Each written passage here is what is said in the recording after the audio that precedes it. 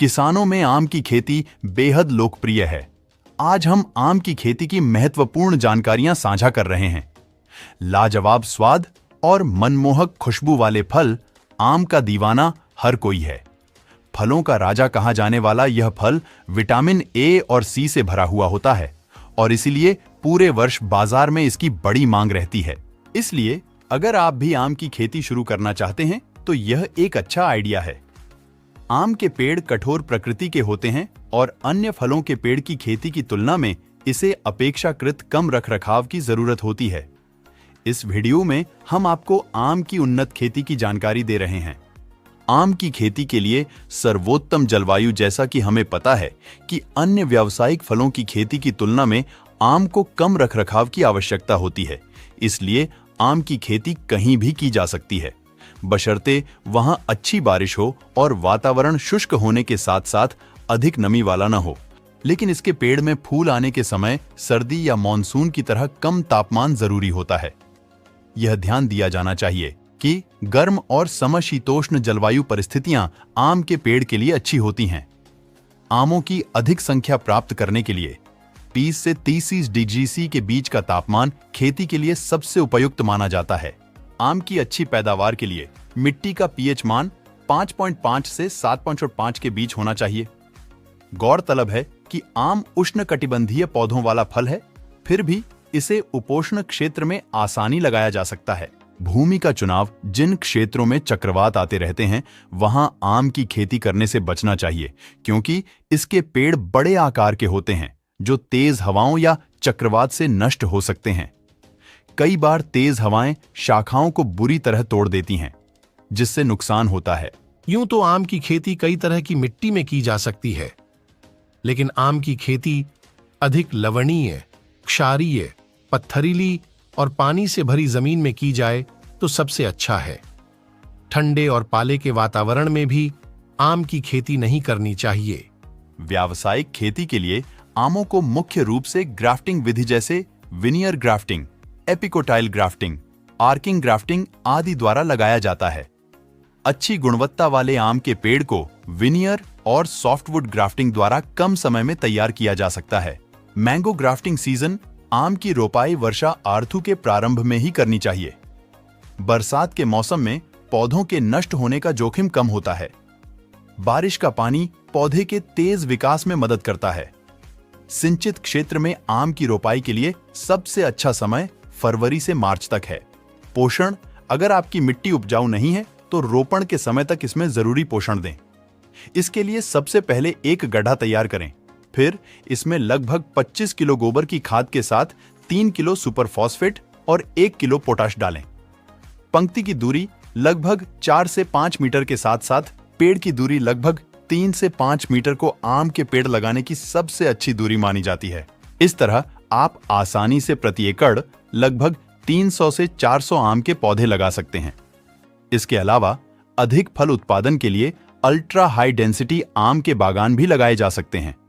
आम के पेड़ 3 साल में फल देना शुरू कर देते हैं। आम के पेड़ लगाने की सरल विधि, सबसे पहले अपने क्षेत्र के लिए सबसे उपयुक्त किस्म को चुनें। जैसा कि हमने बताया, आम का पौधा लगभग किसी भी मिट्टी में पनप सकता है। बस भूमि अच्छी जल निकासी वाली होनी चाहिए और ठंड से सुरक्षा के उपाय होने चाहिए। आम के पौधे को ऐसी स्थिति में लगाना चाहिए जहां उसे सूरज की रोशनी मिले। इससे फल का उत्पादन अच्छा होता है। आम के पौधे इसके बीज से आसानी से उगाए जा सकते हैं। भूमि में गड्ढा खोदकर अंकुरित बीज को लगाएं। उसके बाद जरूरत के हिसाब से सिंचाई करते रहें। आप देखेंगे कि कुछ समय बाद इससे पत्तियां निकलने लगेंगी। देखते ही देखते आम का यह पौधा पेड़ बन जाएगा और आप इससे लाभ ले पाएंगे।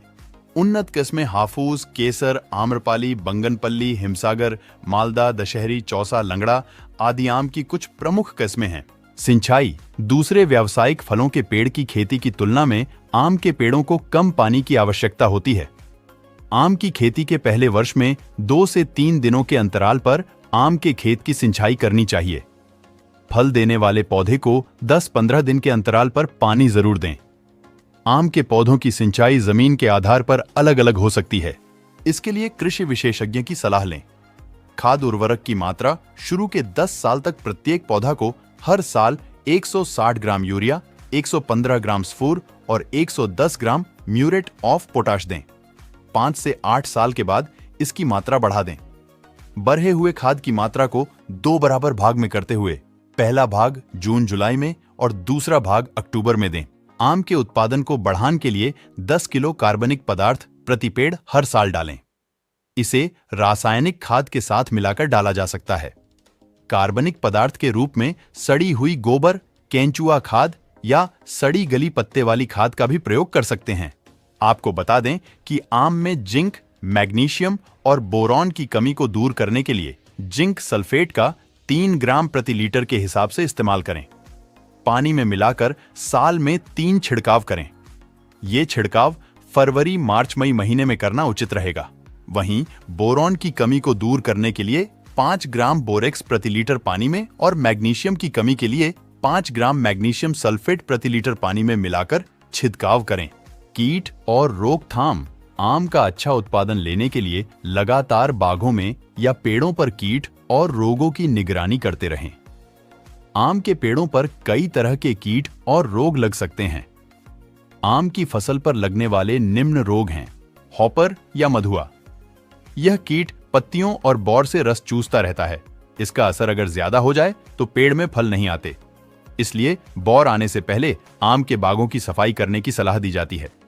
इससे रोकथाम के लिए मेलाथियोनिन 50 ईसी का 60 मिली या मेटासिस्टॉक्स 25 ईसी का 25 मिली दवा 20 लीटर पानी में मिलाकर वृक्ष के भींगने तक छिड़काव करें। वृक्ष पर यह छिड़काव 3 बार करना उचित रहेगा। पहला छिड़काव बौर आने से पहले करें, दूसरा करीब 10% बौर आने के वक्त करें, तीसरा दूसरे छिड़काव के 1 महीना बाद जब फल मटर के आकार के हो जाए। गुठली का घुन या स्टोन वीविल। यह कीट घुन वाली इल्ली की तरह होता है जो कि आम की गुठली में छेद करके घुसकर उसे भोजन बना लेती है। कुछ दिनों बाद ये गूदे में पहुंचकर फल खराब कर देती है। रोकथाम। इस कीड़े को नियंत्रित करना थोड़ा कठिन होता है, इसलिए जिस भी पेड़ से फल नीचे गिरे उस पेड़ की सूखी पत्तियों और शाखाओं को नष्ट कर देना चाहिए। इससे कुछ हद तक रोका जा सकता है। उपज उत्पादन। आम का उत्पादन उसकी किस्मों और देखभाल पर निर्भर करता है। सही देखभाल हुई हो तो एक पेड़ से करीब 30 से 50 किलो आम का उत्पादन लिया जा सकता है। किसान साथियों, हमें खेती से जुड़ी नई तकनीकें और जानकारी साझा करना अच्छा लगता है। अगर आपने अभी तक हमारे चैनल को सब्सक्राइब नहीं किया है तो तुरंत सब्सक्राइब करें और नए वीडियो और अपडेट्स से जुड़े रहें। कृषि क्षेत्र में नई राहें खोजने का सफर और भी रोचक होगा। धन्यवाद और आपका साथ होने के लिए शुक्रिया।